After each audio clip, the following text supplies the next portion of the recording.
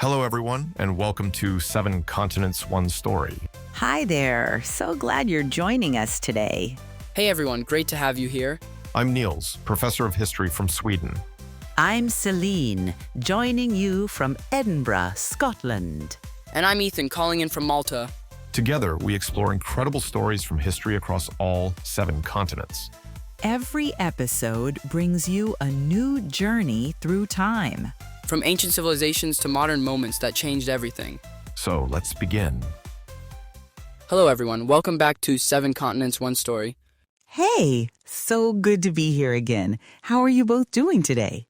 I'm wonderful, thank you, Celine. Very excited about today's episode. I'm doing great. This topic looks intense. A whole city on fire? That's wild. I know. I've been reading about this all week. Nils, what have you got for us today? Celine, I'm glad you asked. I have something very special to show you both. Something that survived one of the greatest disasters in British history. Right. I have a challenge for both of you. €5 says neither of you can identify this mysterious object. Ooh, I love these. What kind of object? Niels, you know I'm terrible at these guessing games, but go on then. This one is special. I saw the original at the Museum of London, and it changed how I understood this event completely. All right, here's your first clue. This object should be hard, durable, built to last for centuries. But something happened to it. Now it's twisted, deformed, melted like candle wax. Wait, melted? What can melt something that's supposed to last for centuries? That's a good question, Ethan.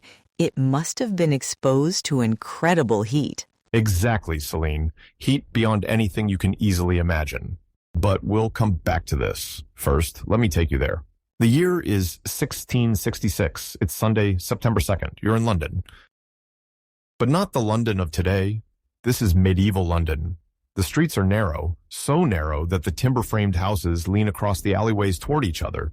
You can almost shake hands with your neighbor across the street without leaving your window. Wow. It's early morning, around 1 o'clock. Most of the city sleeps. The summer has been brutally hot and dry.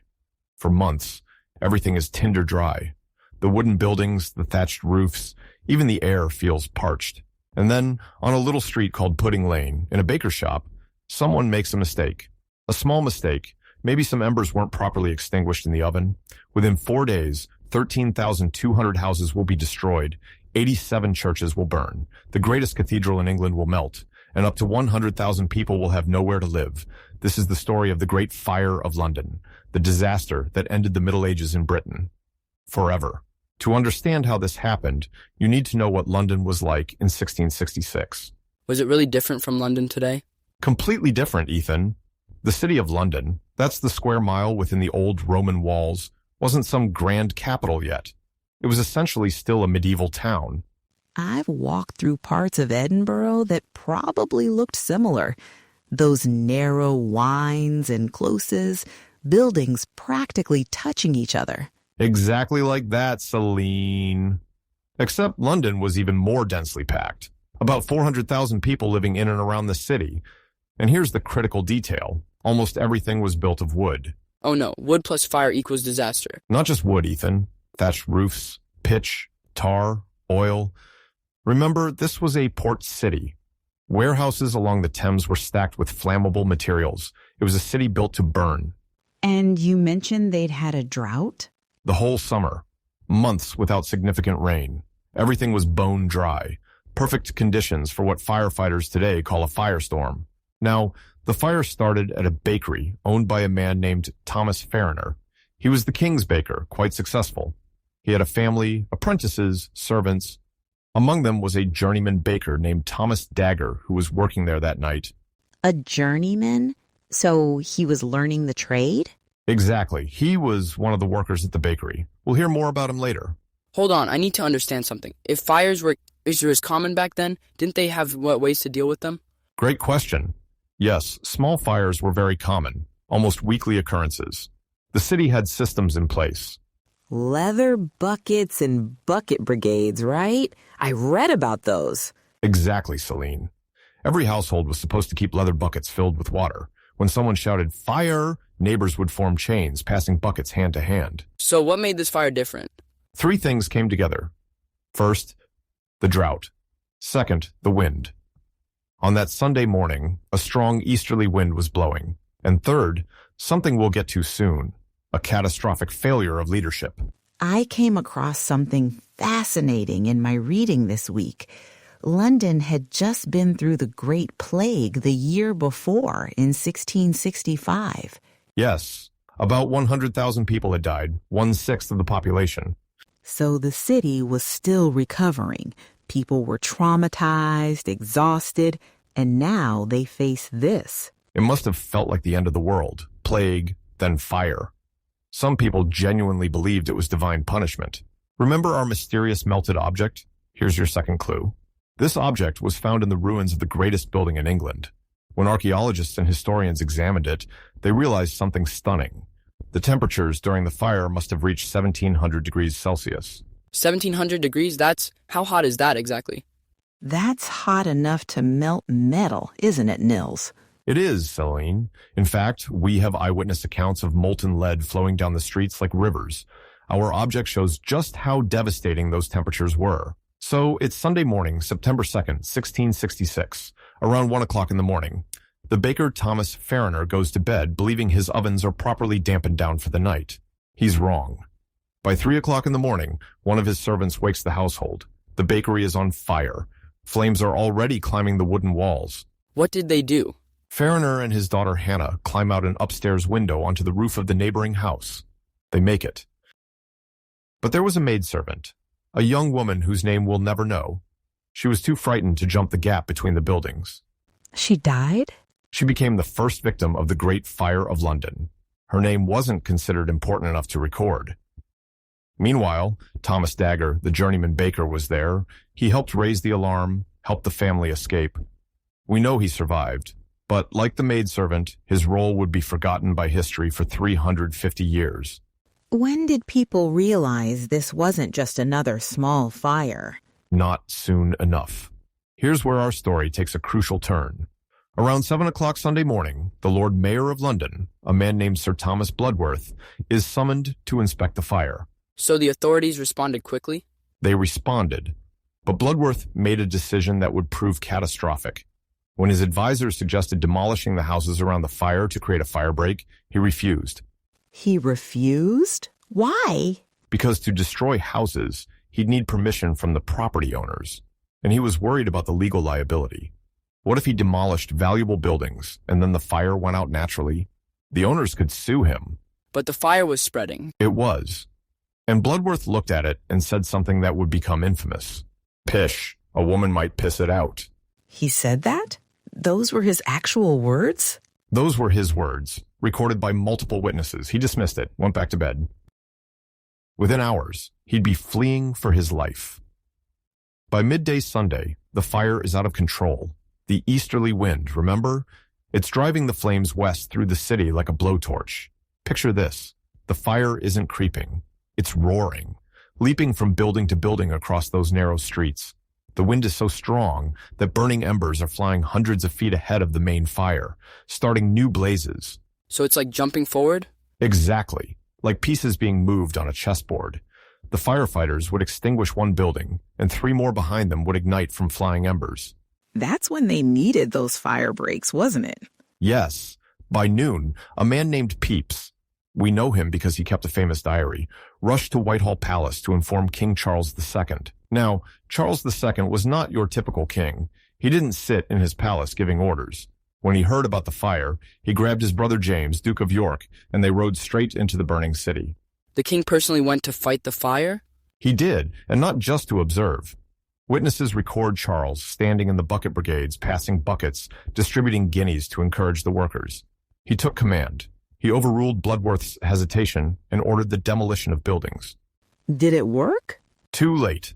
By Monday, the fire had grown so massive that pulling down a few houses couldn't stop it. They needed something more drastic. Monday, September 3rd. The fire has now been burning for over 24 hours. It reaches the Royal Exchange, the financial heart of the city, destroyed. Merchants watch their warehouses burn with their entire fortunes inside. The River Thames is clogged with boats. Tens of thousands of people are fleeing, trying to save whatever possessions they can carry. Where did they go? Where could they go? Anywhere outside the walls. Moorfields to the north became a massive refugee camp. Islington, Highgate, people camping in open fields with whatever they'd managed to save. Some people had to choose between their children and their possessions. That's heartbreaking. Tuesday, September 4th. This is when the fire reaches its peak. It's now a firestorm. The heat is so intense, it's creating its own weather. Pepys writes in his diary that he saw pigeons hovering above their burning houses. They were so reluctant to abandon their nests that they stayed until their wings caught fire. Then they fell into the flames. Oh, God. And then the fire reaches St. Paul's Cathedral, the greatest church in England. Medieval, massive, built of stone. But stone doesn't burn, right? The stone didn't burn, but the timber roof did. And here's what happened next. The roof of St. Paul's was covered in lead roofing sheets, like most great cathedrals of the period. When the wooden support beams burned, the lead melted. John Evelyn, another famous diarist, records, walking near St. Paul's and seeing the lead flowing down Ludgate Hill like a river. Our mysterious object? It's a ceramic roof tile from St. Paul's Cathedral. I saw it at the Museum of London. It's partially melted, twisted, deformed. Ceramic can melt? At 1700 degrees Celsius, yes, ceramic, pottery, bone. This tile is evidence of temperatures so extreme that if anyone died in that inferno, their bones could have been completely vaporized, cremated to ash and blown away. That's why the death toll is uncertain? Exactly. The official records say only 6 to 8 people died, but modern historians believe hundreds, possibly thousands, perished. We'll never know, because at those temperatures, bodies leave no trace. But on Tuesday afternoon, James, Duke of York, does something desperate and decisive. He orders the use of gunpowder. Gunpowder to fight fire? To blow up buildings. Create fire breaks wide enough that the fire can't jump. It's incredibly risky.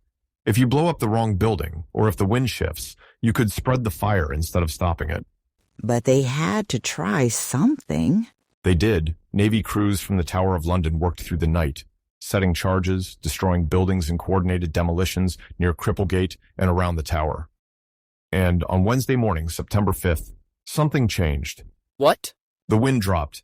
After 3 days of relentless gale, the wind finally fell calm. The fire breaks held. The fire stopped spreading.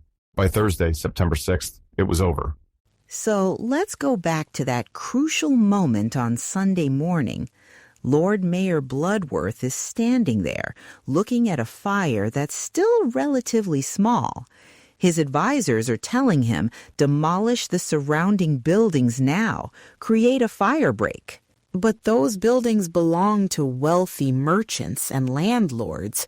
If he destroys them without permission, he could be sued. He could be financially ruined. So here's the question. If you were Bloodworth, what would you do? You have 3 choices.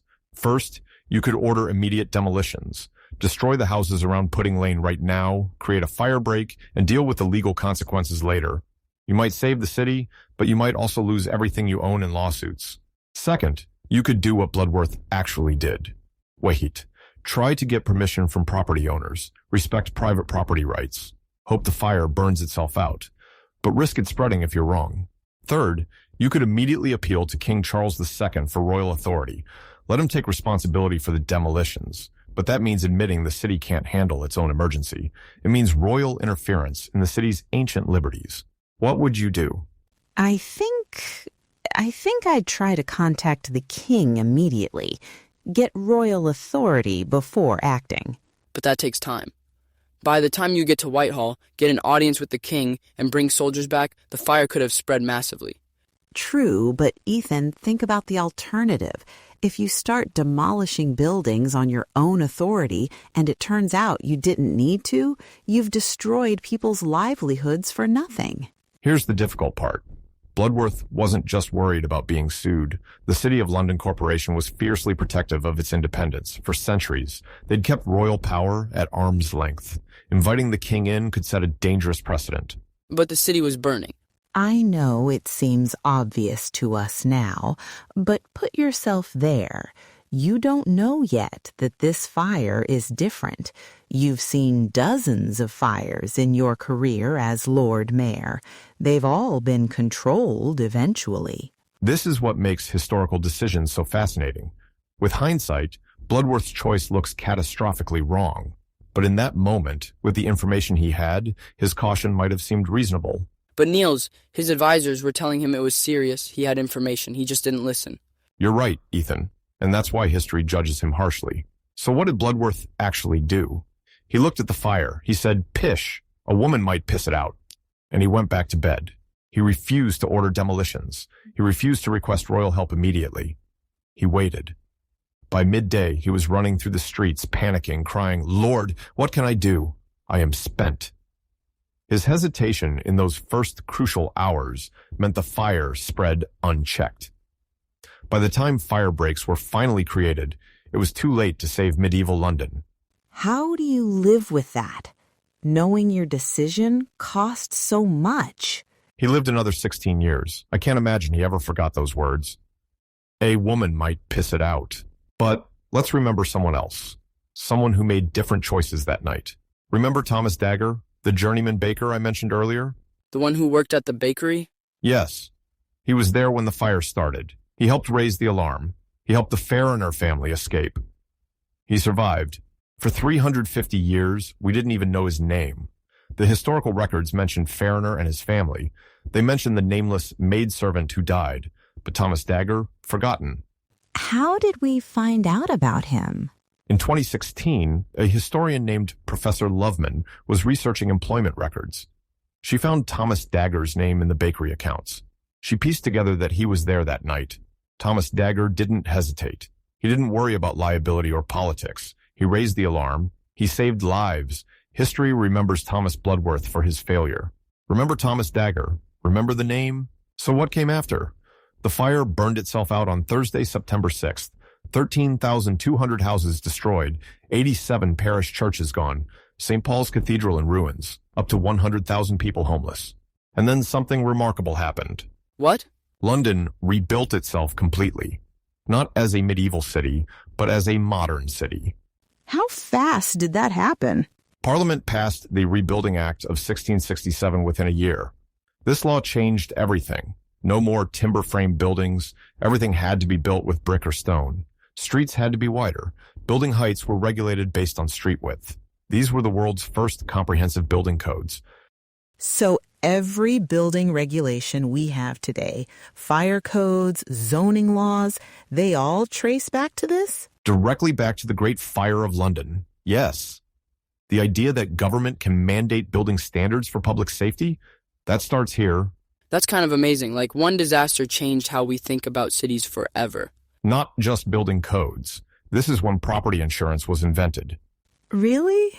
Before the fire, there was no insurance? Not for property, no. A doctor and property developer named Nicholas Barbin realized that people needed protection against fire loss. In 1680 to 1681, he founded the insurance office for houses. Insurance companies even created their own fire brigades. They'd put metal plaques on insured buildings. If your house caught fire and you had the right plaque, their firefighters would save it. Wait, so if you didn't have insurance, they'd let your house burn? Sometimes, yes. Though often they'd fight the fire anyway to protect neighboring insured buildings. Nils, can we talk about the death toll again? Because 6 people seems impossibly low for a disaster this massive. It's one of history's great mysteries. The official records from 1666 list only 6 to 8 confirmed deaths. But here's what we know. The firestorm created temperatures hot enough to melt lead, pottery, even stone in some places. At 1700 degrees Celsius, organic matter doesn't just burn, it vaporizes. So people could have just disappeared? Exactly. No bodies, no bones. Just ash that blew away in the wind. A historian named Neil Hansen argues the death toll was likely in the hundreds, possibly thousands. The poor, the elderly, the sick, who couldn't flee fast enough. Children separated from parents in the chaos. And we'll never know their names. We won't. Just like we almost didn't know Thomas Dagger's name. History tends to remember the powerful and forget the ordinary people who were actually there. Is it true that Pepys buried cheese to save it from the fire? It is true. On Wednesday, September 4th, as the fire approached his house, Pepys dug a pit in his garden and buried his wine and a valuable wheel of Parmesan cheese. Of all the things to save. I know, but Parmesan was expensive. It was worth saving. Here's another detail I love. The monument to the Great Fire that Sir Christopher Wren designed, it's 202 feet tall. Why that specific height? Because if you laid it flat, It would reach exactly from its base to the spot where Farriner's Bakery stood in Pudding Lane. The monument's height equals the distance to where the fire started. That's brilliant. A precise memorial, not just symbolic. And of course, the destruction of St. Paul's allowed Christopher Wren to build his masterpiece. The new St. Paul's Cathedral, with its massive dome, took 35 years to complete. It dominated London's skyline for centuries. When it survived the German bombing in World War II, it became a symbol of British resilience. From the ashes of disaster came one of the world's greatest buildings. So what did we learn today? We learned about a disaster that destroyed medieval London in just 4 days. 13,000 houses, 87 churches, up to 100,000 people displaced. We learned about Lord Mayor Bloodworth's terrible decision to dismiss the fire with "a woman might piss it out," and how that delay doomed the city. We learned how King Charles II and his brother James, Duke of York, personally led the fight against the flames, how they finally stopped it with gunpowder demolitions and a bit of luck when the wind dropped. And we learned that this disaster changed everything. Building codes, fire insurance, the whole way we think about urban safety. But, most importantly, we learned about Thomas Dagger, the journeyman baker who was there when the fire started, who raised the alarm, who helped save lives. For 350 years, his name was lost, forgotten. It took a historian digging through old employment records in 2016 to rediscover him. History remembers the kings and the lord mayors, the architects and the diarists. Remember Thomas Dagger, the ordinary man who was there at the beginning. Remember the name. There's something about this story that really gets to me. All those people whose names we'll never know. The maidservant who was too scared to jump. The hundreds or thousands who might have died but left no trace. It makes you realize how much history we've lost, how many stories are just gone. This is why we do what we do. Every episode, we try to remember not just the great events, but the people who lived through them, the Thomas Daggers of history. Because they matter. They all matter. Hey, what did you think about this story? Would you have ordered the demolitions immediately, or would you have hesitated like Bloodworth? We'd genuinely love to hear your thoughts in the comments. And if you don't want to miss any of our episodes, make sure to follow us or subscribe. You can also sign up for our email newsletter to stay updated on new episodes. We're already working on something really fascinating for you. It might be from Europe again, or perhaps we'll journey to another continent entirely. We're still deciding, but trust us, it's going to be incredible. History is full of surprises. That's what makes it so exciting. Until our next journey through time, keep history alive.